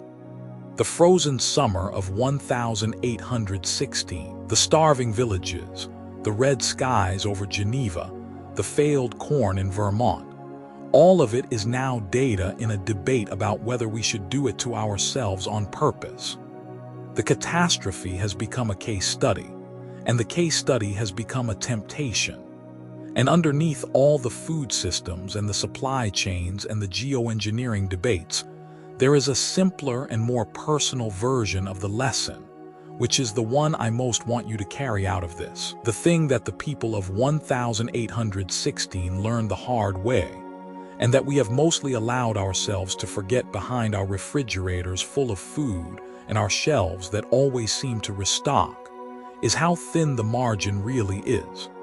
Everything that keeps you alive depends on a startlingly delicate set of conditions: a sun that shines at the expected strength, a growing season that arrives on time, summers that do not suddenly freeze, harvests that come in across the world more or less as planned, and a thin shell of breathable air just a few miles deep that can be poisoned and dimmed by a single bad night underground on the far side of the planet. We treat all of that as a permanent backdrop, as the fixed stage on which the real drama of our lives plays out. Tambora is the proof that it is not a backdrop at all. It is a process, an ongoing, fragile, interruptible process, and it can be interrupted. And when it is interrupted, the consequences do not announce themselves or explain themselves or give you anyone to blame. They just show up as a cold summer, a high price, an empty field, a hungry winter, exactly as they did for the people who lived through the year without a summer and never once understood why. I want to go back before we finish to the sky, because I rushed past it and it deserves more, and because what people saw overhead in 1816 tells you something about how the human mind copes when the world stops behaving. You already know the sunsets turned red, the bruised and burning skies that Turner painted. But the daytime sky was wrong too, in a way that frightened people on a deeper level, because it touched the one thing humans have always assumed was eternal and reliable: the sun itself. Across 1816, observers in Europe and North America reported that the sun often looked dim, veiled, reddish even at midday, its light strained and weak through the persistent high haze that the textbooks of the time called a dry fog. The veil was thick enough that, on many days, people could look directly at the sun with the naked eye without pain, the way you can stare at a red sun low on the horizon, except now it stayed that way high in the sky. And because the sun was dimmed enough to look at, people did look, and they saw something else that terrified them: spots. Large, dark sunspots, big enough to be visible to the unaided eye, crawling across the face of a sun that was already too dim and too red, and giving off too little warmth in a summer that would not get warm. Now put yourself in that head. You do not know about volcanoes in Indonesia. You do not know about aerosols or the stratosphere. You know only what you can see. And what you can see is a sun that has gone dim and red and spotted, in a summer that is freezing your crops and starving your neighbors, under skies that bleed at sunset. A reasonable person in 1816 with no other information might very rationally conclude that the sun itself was dying, was cooling, was going out, and that the end of the world was at hand. And many people did conclude exactly that. There was real, widespread apocalyptic dread in 1816, a sense in town after town that the natural order was collapsing and that judgment was coming. At one point, a rumor tore across parts of Europe, attributed to an astronomer in Italy, that the sun would be extinguished entirely on a specific day in July 1816. And the prediction caused genuine panic, people abandoning work, crowding into churches, waiting for the dark. The sun did not go out, of course, but you can hardly blame them for believing it might, because everything they could observe pointed that way. And the one piece of information that would have explained it all, the eruption of Tambora, was a year old and locked away in a few British colonial reports that none of these terrified farmers and townspeople would ever read. This is the recurring tragedy of the whole event, the thing that makes it almost unbearable. The cause was knowable, it had a name and a date, and yet it was completely invisible to the millions of people whose lives it was destroying. They stared straight up at the evidence every single day and saw only an angry, dying sky. And under that dying sky, people did the most human thing of all, the thing people always do when a place stops feeding them. They left. I told you about the New England farmers heading west, but the same engine of desperation was firing across Europe, and the European flight from the year without a summer is one of the great forgotten migrations. The famine fell hardest on parts of the German lands, especially in the southwest, in regions like Württemberg and Baden, and along the Upper Rhine, where the failed harvests and soaring bread prices reduced whole communities to begging on the roads. So much so that 1816 and 1817 were remembered there as the years of the beggars, and tens of thousands of people decided their homeland could no longer keep them alive, and set out to find somewhere that could. Some of them loaded onto boats and floated down the Danube and across the lands of Eastern Europe toward the Russian Empire, which was offering land to settlers, founding new German-speaking colonies far to the east, in places their descendants would still be living a century and more later. Others turned the other way, toward the sea and the New World, and 1817 saw a surge of emigration from the famine-struck German states toward the United States, families selling everything for passage, many of them so poor they had to sell their own labor in advance, signing contracts to work off the cost of the voyage as bonded servants once they arrived. Ships crammed with hungry, hopeful immigrants moved down the Rhine and out across the Atlantic. Not all of them made it. The journeys were brutal, and disease and shipwreck and starvation took many before they ever saw their destination.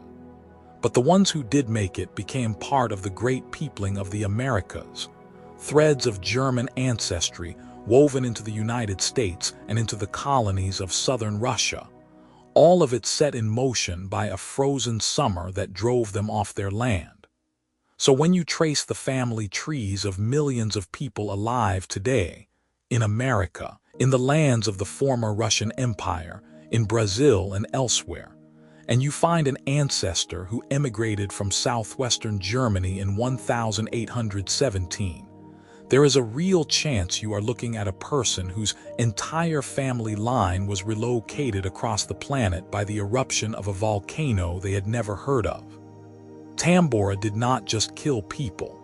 It moved them, scattered them, reshuffled the human population of whole continents, and the descendants of that reshuffling are everywhere, and almost none of them know it. There is something both humbling and clarifying about sitting with that. We like to believe that the great movements of history, where peoples go and where they settle and which nations rise and which faiths spread, are driven by human decisions, by leaders and ideas and the will of populations. And they are, partly. But threaded all through that human story is the deep, indifferent machinery of the planet itself. The geology and the climate, capable of reaching up at any moment and shoving entire populations across the map, redirecting the course of nations, ending some possibilities and opening others, on a time scale and a scale of power that makes all our politics look small. The people of 1816 experienced one of those shoves. They just did not know it was a shove. They thought it was God, or bad luck, or a dying sun. By now, a particular thought may have started to form in the back of your mind, and it is the natural next question. And it is also where I have to be very careful to tell you the truth rather than the scary version of the truth, because the scary version is everywhere and a lot of it is wrong. The thought is this: if Tambora, a magnitude 7 eruption, could do all of that, then what about the really big ones, the supervolcanoes, the ones you have seen breathless documentaries about? And the honest answer comes in two parts, one genuinely sobering and one genuinely reassuring, and you deserve both.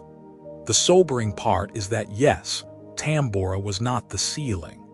Tambora was, by the standards of what this planet is capable of, a medium-large eruption. The real monsters, the magnitude 8 supereruptions, dwarf it.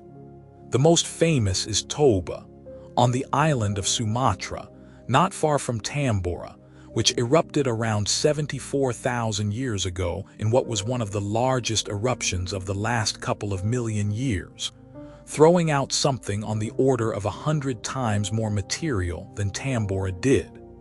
For years, scientists entertained a genuinely chilling hypothesis about Toba, sometimes called the Toba catastrophe theory, proposed in the 1990s by the anthropologist Stanley Ambrose. The idea was that the volcanic winter from Toba was so severe and so long that it nearly wiped out the human species, crashing the global population of our ancestors down to perhaps just a few thousand individuals. A bottleneck so narrow that all 8 billion people alive today would be descended from the handful who survived that eruption. It was a haunting idea that we are all children of a few survivors of a volcanic apocalypse, and for a while, some genetic evidence seemed to fit. But here is where the honesty matters, because more recent work has steadily undermined that story. Archaeologists have found sites in India and in southern Africa where human populations appear to have lived right through the Toba eruption and its aftermath without collapsing, suggesting our ancestors were tougher and more adaptable than the catastrophe theory assumed. So the dramatic claim that Toba nearly ended us is now seriously doubted by many researchers, and you should file it under contested and fascinating rather than established fact. The deep past is murkier than the documentaries make it sound. And then there is the reassuring part, which is really a correction of a myth that has been sold to you over and over. And the myth is the word overdue. You have almost certainly heard someone say, usually in an ominous voice over footage of bubbling mud, that Yellowstone is overdue for a supereruption. It is not. That word is doing a tremendous amount of dishonest work. Yellowstone has had 3 enormous eruptions in its history, the last one around 640,000 years ago, the ones before that roughly 700,000 and 1 million and more years before that. People take those few dates, notice they are very roughly spaced, do some lazy arithmetic, and announce that we are due. But 3 data points do not make a schedule, any more than 3 coin flips tell you when the next heads is coming. Volcanoes do not erupt on a timer. They erupt when the physical conditions underground are right, and the scientists who actually monitor Yellowstone, with seismometers and ground deformation instruments and gas sensors running constantly, see no sign whatsoever that it is building toward a supereruption any time in the foreseeable future. The far more likely outcome at a place like Yellowstone, if it does anything at all in the coming millennia, is a much smaller lava flow or steam explosion, not a civilization-ending blast. So please set the supervolcano panic aside. It is mostly myth, and it distracts from the real and more probable threat. Because the real threat, the one worth your attention, is not a once-in-a-million-years supervolcano. It is exactly another Tambora, a magnitude 7 eruption, the kind that happens every 1,000 years or two, and that the geological record says we have a meaningful chance of seeing this century, from any of dozens of candidate volcanoes around the world that are capable of it, and most of which we are barely watching. That is the sweet spot of danger, powerful enough to derange the global climate and crater the food supply, but common enough that betting against it within your lifetime is genuinely foolish. And here is the part that should actually give you hope rather than dread, because it is the most important practical lesson buried in this whole story. Unlike an asteroid that arrives with little warning, or an earthquake that strikes in seconds, large volcanic eruptions usually announce themselves in advance. They rumble. Remember that Tambora itself was restless for years before the climax, and gave several days of escalating warning in April 1815. The booming that the soldiers mistook for cannon fire. Big eruptions are typically preceded by swarms of earthquakes as the magma forces its way up, by the slow swelling and deformation of the ground, by changes in the gases venting from the volcano. We know how to read those signs now. In 1991, before Mount Pinatubo erupted, volcanologists read exactly those warnings, recognized what was coming, and got tens of thousands of people evacuated out of the danger zone in time, saving an enormous number of lives. The monitoring works. The science works. What is missing is not the knowledge but the will and the money to watch the world's dangerous volcanoes closely enough and to stockpile enough food, and to build enough slack back into our just-in-time system that a Tambora-scale eruption would be a hardship to endure rather than a catastrophe to be blindsided by. The people of 1816 had no chance because the science did not exist. We have every chance because the science does exist. The only question is whether we will bother to use it before the ground decides to remind us, the way it reminded them, that we live on a thin crust over an ocean of fire. Let me take you back one more time to the days around the eruption itself, with the detail it deserves, because the global story can get so big and so abstract that you lose the texture of what it was actually like to be a human being inside the first hours of it. The mountain's restlessness on April 5 was no small thing, even though it was only the prelude. That evening's explosions were violent enough that the ash from them began to fall across the region, and the sounds carried by the records of the time an astonishing distance, with reports of the booming heard not only on Java but across the sea on islands hundreds of miles in different directions. And then, as I told you, it eased for a few days, the cruelest possible thing it could have done, because it let people believe the worst was over right before the worst arrived. When the climax came on the night of April 10, the scale of what poured out of the ground was almost beyond the ability of the witnesses to describe.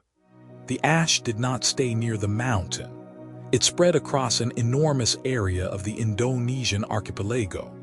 On islands hundreds of kilometers away, the falling ash was thick enough to collapse roofs and to plunge whole regions into that total, days-long darkness. The fine dust reached Java, around 900 kilometers off, dimming the skies there. It reached far up the chain toward Borneo and across to other islands. The very finest particles, the ones that would go on to circle the planet, were on their way up into the stratosphere. Ships at sea in the weeks that followed sailed into a transformed ocean. Sea captains reported plowing for hours through floating rafts of pumice, mats of light volcanic rock so extensive and so thick that they slowed the vessels down and stretched for miles in every direction. The buoyant guts of the mountain spread out across the water like a vast gray scab on the sea. Some of those pumice rafts drifted for months and were encountered by ships far from where the eruption had occurred. The sea itself had been changed by the mountain, carpeted in its debris. And then there is the human aftermath on Sumbawa specifically, which did not end when the famine's first wave passed, because an event like this does not let an island go that easily. The kingdom of Tambora was simply gone, its people dead, its fields buried, its name now belonging only to the volcano that had killed it. The other small states on the island, Sangar and the rest, were gutted, their populations slashed by the eruption and the starvation and the disease that followed. The famous horses of Sumbawa, the prized animals that had been part of the island's wealth, died in huge numbers when the grass that fed them was buried in ash. The recovery took not months but decades. Large areas of the island were so depopulated that in the years that followed, people from elsewhere in the archipelago migrated in to resettle the emptied land, gradually repopulating a place that had been hollowed out by the eruption. The island that exists today is, in part, an island rebuilt by newcomers on top of a catastrophe, the original communities having been thinned almost to nothing. Which brings us back to that lost language, and to the single most poignant artifact in this entire story. The people of the Tambora kingdom spoke a tongue that, as far as the few linguists who have studied it can tell, was unlike the languages around it, not part of the great Austronesian family that dominates the region, but something older and stranger, possibly related to the Papuan languages far to the east. A linguistic island within an island, a last living trace of some ancient human movement through that part of the world. And the entire surviving record of that language, the whole of it, everything that will ever be known of how those people named the world, their words for things like eye and water and fire and sun, comes down to a short vocabulary list, a few dozen words, that Sir Stamford Raffles happened to collect and write down before the eruption, almost as an afterthought, the kind of thing a curious colonial administrator did to fill out a survey.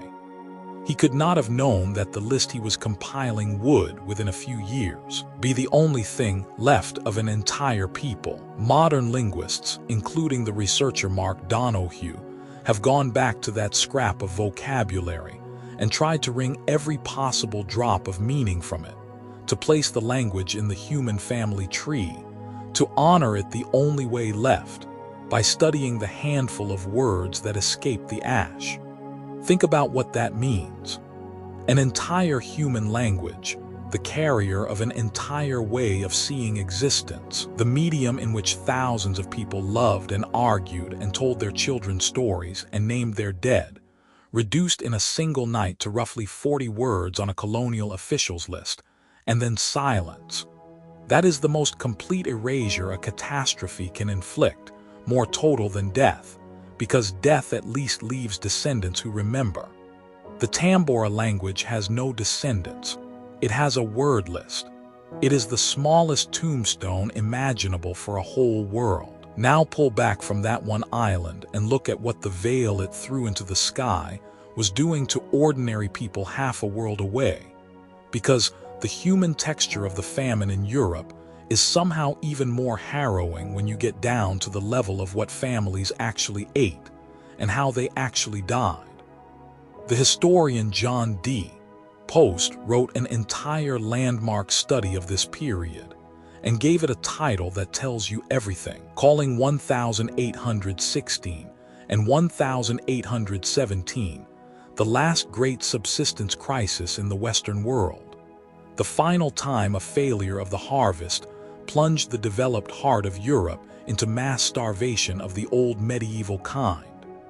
And it was concentrated with particular savagery in a band of country you can almost draw with a finger: Switzerland and the Alpine valleys, the southwestern German lands of Württemberg and Baden and Bavaria, the borderlands of Alsace and Lorraine, the regions where people lived close to the margin, and the cold, wet summer simply erased the year's food.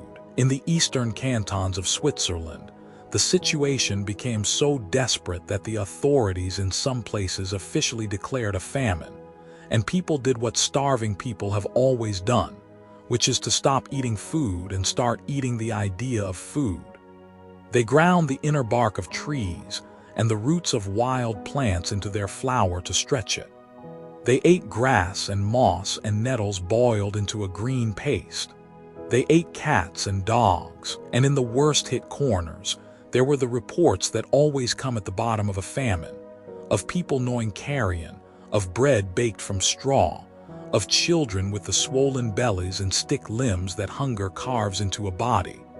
And here is a detail that sounds invented and is not. Across parts of southern and central Europe, in Hungary and Italy and the Alpine fringe, the snow that fell during these years did not always fall white. It fell tinted, reddish and brownish and yellow, colored by the fine dust that hung in the loaded atmosphere, so that people who were already half-mad with hunger and dread looked up and watched discolored snow drift down out of a dimmed sky, an omen that needed no interpretation to terrify. Snow the color of rust and old blood falling on a starving continent. What is almost unbearable about the European famine is how the suffering ran straight into the institutions that were supposed to hold society together, and broke them, and then, in a few places, slowly rebuilt them into something that outlasted the crisis. In the kingdom of Württemberg, one of the hardest hit of all the German states, the famine arrived in the very first year of a new king's reign, and the response that came out of that catastrophe is one of the few genuinely hopeful threads in the whole story. Out of the starvation and the desperate official scramble to feed people came a hard institutional lesson about agriculture and food security. And within 2 years, the kingdom had founded an agricultural college at Hohenheim, a school dedicated to never being caught so helpless by the land again, an institution that survives to this day as a university. That is the strange double signature of 1816 all over again, the same one we saw with Liebig and his fertilizer and his childhood memory of the hungry years.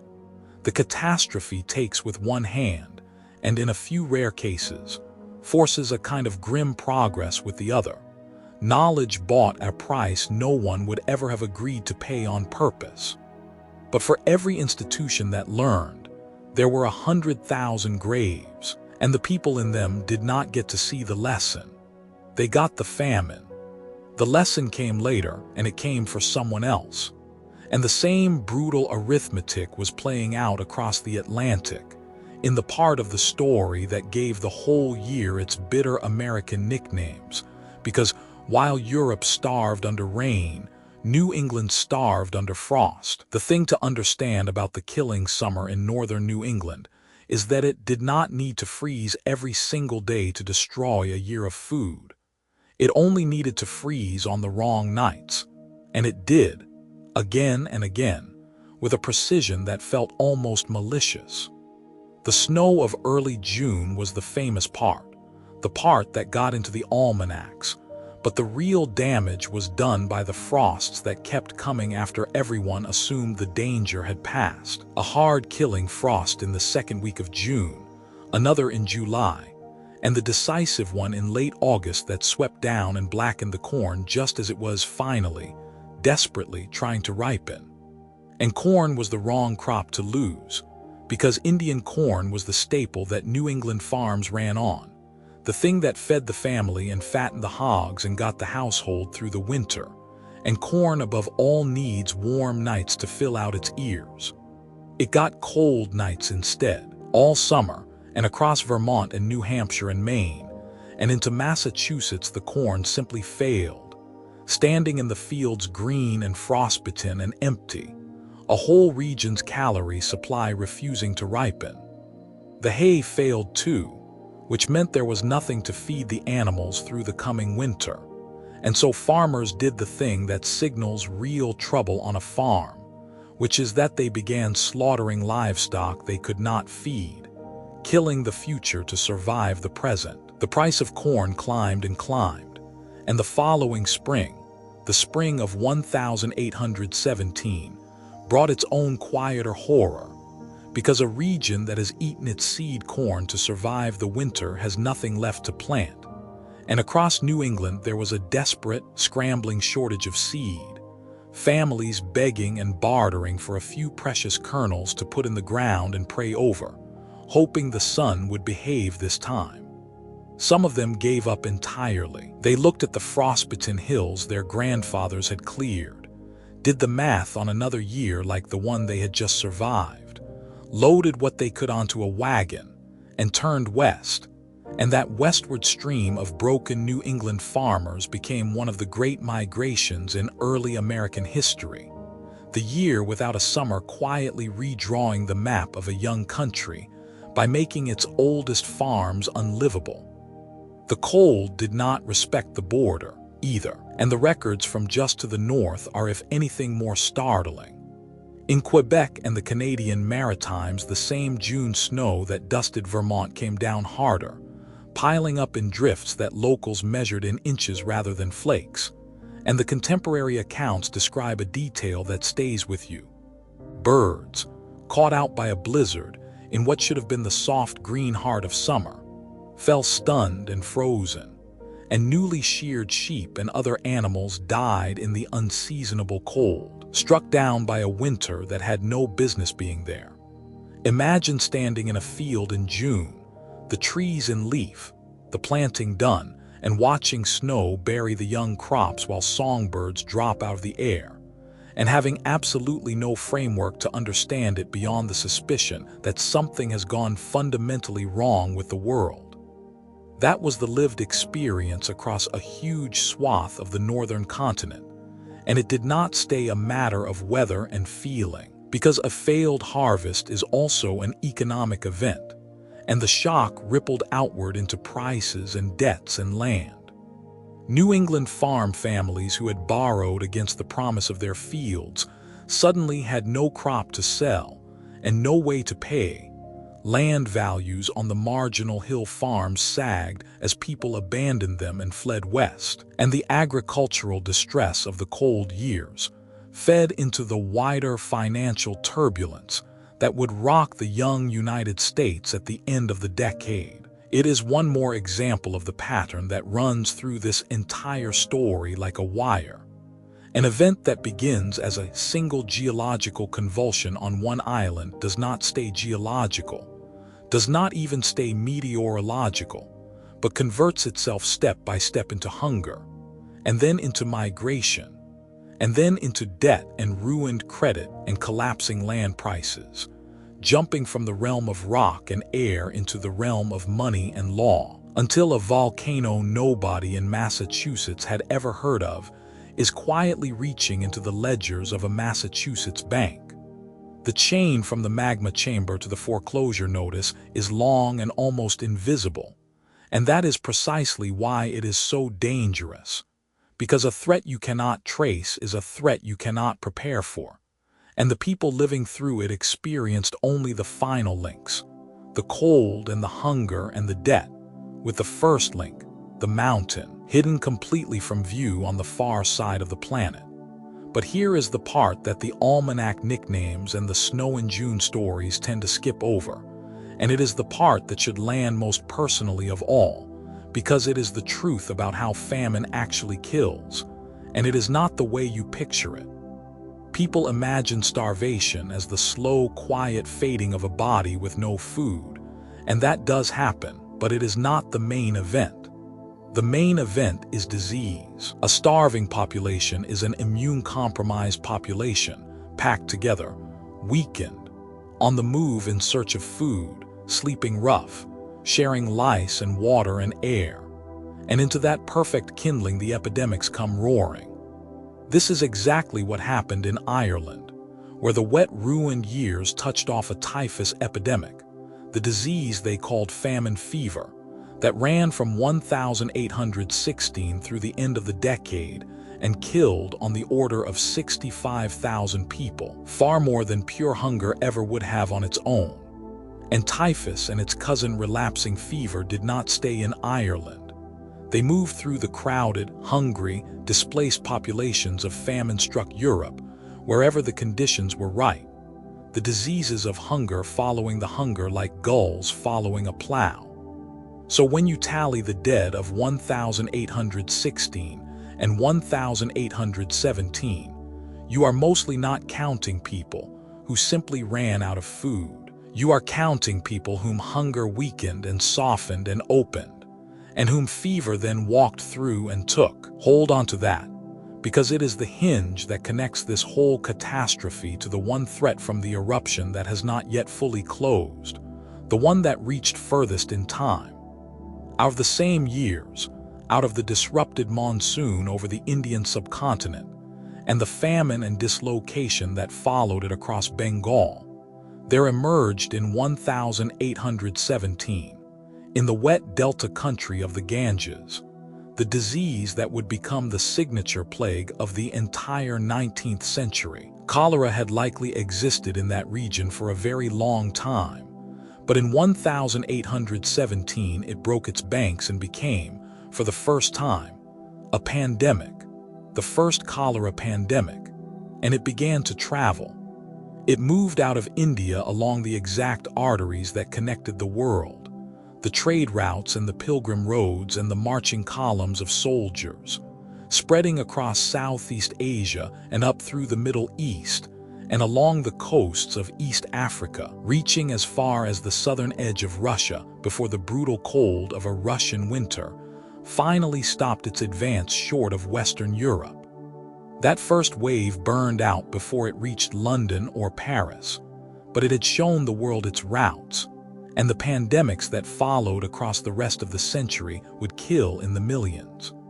Whether the freakish weather of the Tambora years truly midwifed that first pandemic is something scholars still argue about, a leading hypothesis rather than a settled fact, but the timing and the geography line up with uncomfortable precision, and the deeper point holds regardless.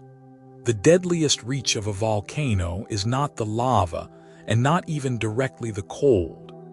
It is the disease that hunger and disruption let loose, the secondary catastrophe that travels on human bodies along human roads, and that can keep killing for years after the sky has cleared and decades after anyone remembers why it started. That is the longest shadow Tambora cast, and the people walking in it never knew the name of the mountain that had darkened their lives. Here is the detail that turns the tragedy of 1816 into something closer to a tragedy of timing, because the idea that could have explained everything to those terrified, starving, sun-watching people already existed. It had been written down. It just had not been believed, and it had not reached them. More than 30 years before Tambora, in 1784, Benjamin Franklin, of all people, sat in Paris and wrote a short scientific paper with the wonderful title Meteorological Imaginations and Conjectures, in which he tried to explain why the winter of 1783 and 1784 had been so brutally, abnormally cold across Europe and North America. Franklin had noticed that throughout the summer of 1783, there had hung over the whole region a persistent, dim, dry fog, a haze that took the heat out of the sunlight so that, As he put it, the sun's rays seem to have lost much of their power to warm the earth. And Franklin made an intellectual leap that was genuinely centuries ahead of his time. He proposed that this fog, this veil dimming the sun, might have come from a volcanic eruption, that the smoke and vapor thrown up by a volcano could spread through the atmosphere, dim the sunlight, and chill the climate of an entire hemisphere. He was almost certainly seeing the effects of a real eruption, the Great Lackey Fissure eruption that had torn open Iceland in 1783, a catastrophe that poured out a poisonous sulfurous haze, killed a huge fraction of Iceland's own population through the famine that followed, and spread a deadly fog and a savage winter across Europe. Franklin, watching from Paris, had essentially worked out the entire mechanism, volcano to haze, to dimmed sun, to cold climate, the exact mechanism that would later be confirmed for Tambora. And he had worked it out in 1784, and almost nobody listened. The idea was a conjecture in a paper, ahead of the science needed to prove it, and it did not become common knowledge, and it certainly did not reach the farmers of Vermont or the villagers of Yunnan or the beggars of Wurtemberg. So when Tambora dimmed the sun 3 decades later, the explanation that could have told those people the sun was not dying, that this was a passing volcanic veil and not the end of the world, that their crops were not cursed but merely shaded, sat unread and unconnected in the scientific literature. The knowledge existed and the suffering existed, and the two never met.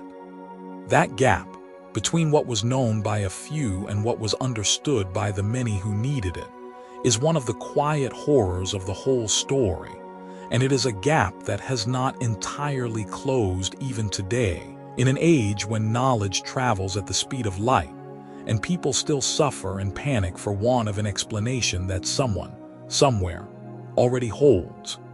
It would take the rest of the 19th century and most of the 20th for Franklin's conjecture to harden into established science, and it took the gradual building of exactly the tools I described earlier, the chemistry to understand sulfate aerosols, the physics to model how they reflect sunlight, the ice cores to find the buried sulfur, the tree rings to date the cold, the global temperature reconstructions to map the cooling. Only when all of that came together could scientists look back at the year without a summer and say, with confidence, that Franklin had been right all along, that a mountain in Indonesia really had reached across the planet and dimmed the sun over Geneva and frozen the corn in Maine. Tambora became the great proof, the case study that, more than any other, demonstrated to the modern world that the climate of the entire planet is a single connected system, that an event in one remote place can ripple through the whole of it, that the air we breathe and the harvests we depend on are global and shared and vulnerable to forces that arise on the far side of the earth. In that sense, the year without a summer did not just take, it also taught. It became one of the foundation stones of the modern understanding that we all live under one thin, shared, interconnected atmosphere, and that what happens to it anywhere happens, eventually to everyone. We learned that lesson at the cost of the people of 1816, who paid for it without ever getting to know what they had bought. And that lesson is not a museum piece because the principle it established, that distant events propagate through a single connected global system to reach you, is now the defining truth of the age you live in. It is true of the climate, which is why a ton of carbon released anywhere warms the world everywhere. It is true of disease, as a recent pandemic reminded everyone that a virus in one city becomes a virus in every city within weeks. It is true of the food system, and the supply chains and the financial markets, all of them now so tightly woven that a shock in one node reaches every other node almost instantly. The people of 1816 were the first, in a sense, to be killed by globalization before the word existed, struck down by a catastrophe that was global in its reach, while their understanding remained stubbornly, fatally local. We are far more connected than they were, which means we are far more exposed to that same kind of distant, invisible, propagating shock. And the only real advantage we hold over them is that we can, if we choose, see the connections they could not. Whether we use that advantage, or whether we keep our refrigerators full and our reserves thin and our eyes on everything except the ground, is a choice that is still open, and it is being made by default and by neglect right now. So let me leave you where this all began, on the mountain, on the last ordinary morning. On the morning of April 10, 1815, the two people whose charred remains a team would dig out of the ash 189 years later were alive and going about their day. We do not know their names because their names were in a language that died with them. But we know, from the bronze bowls and the iron tools and the ceramics found around them, that they lived an ordinary domestic life on the slopes of a green mountain above a blue sea. Someone had made those bowls. Someone had cooked in that house. Maybe one of them had looked up at the summit that morning, noticed it had been quieter for a few days after the strange explosions of the 5th, and felt relieved. Maybe they made plans for the afternoon. Maybe they were thinking about the rice, or about a child, or about nothing in particular, the way you think about nothing in particular on a normal day, because the entire definition of a normal day is that you do not know it is your last one. And then, that evening, the mountain above them came apart, and the burning cloud came down off the summit faster than they could run, and the world they had lived in ended so completely that the next time human hands touched their home, the language they had spoken would be 40 words on a forgotten list, and the rest of the planet would have been rearranged by what had killed them. And they would not have known about any of it. Not the famines, not the frozen summers, not the red skies over a lake in Switzerland, where a teenage girl would dream a monster into being, not the migrations and the pandemic and the religion and the bicycle and the science, none of it, because the very first thing the mountain did was take them. That is the whole shape of this thing, from the smallest scale to the largest, and it is worth holding both ends of it in your mind at the same time. At one end, two anonymous people in a house, caught mid-life. At the other end, a planet of nearly 1 billion human beings at the time, every one of them living under a sky that those two people's mountain had just changed. The harvests failing on 4 continents, the price of bread climbing in 1,000 markets, the snow falling in June, the monsoon faltering over the Ganges, the sunsets bleeding red over every ocean, an entire world thrown off its rhythm by a single night underground on a small island, and almost no one anywhere able to see the line connecting the cause to the catastrophe. The eruption is the most concentrated lesson our planet has ever offered about how connected we are and how little we control, written in fire and ash and a year of cold, and signed in sulfur in the ice at both ends of the earth. And now bring it the last few inches, all the way home, to the table you will eat at tonight. The food on it traveled to you across that same global system, balanced on that same thin margin, dependent on that same reliable sun, and that same on-time growing season, and that same thin shell of breathable air that a single eruption can dim.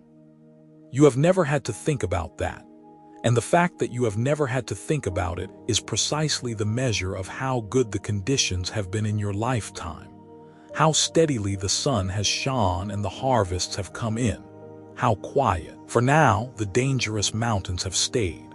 The people of 1816 had never had to think about it either, right up until the morning they did. The difference between you and them is not that you are safer. The planet is exactly as capable now as it was then. The The magma chambers are filling under volcanoes whose names you do not know, and the dye that the geological record says carries a real chance of coming up Tambora this century is one that is, in some sense, already rolling. The difference between you and them is only that you can see it, that the science Franklin guessed at, and the ice cores confirmed has handed you the one thing those farmers and villagers and beggars never had, which is the knowledge of what is actually possible and why. The only question left is the one you carry away from here, into a world that mostly is not thinking about this at all. Now that you know the sun can be stolen by something on the far side of the planet, and that it has happened before and that it will happen again, what are you going to do with a clear sky while you still have one? Somewhere right now, under a green mountain above a blue sea that looks exactly as harmless as Tambora looked on the 9th of April, the ground is filling. And it is patient, and it has done this before.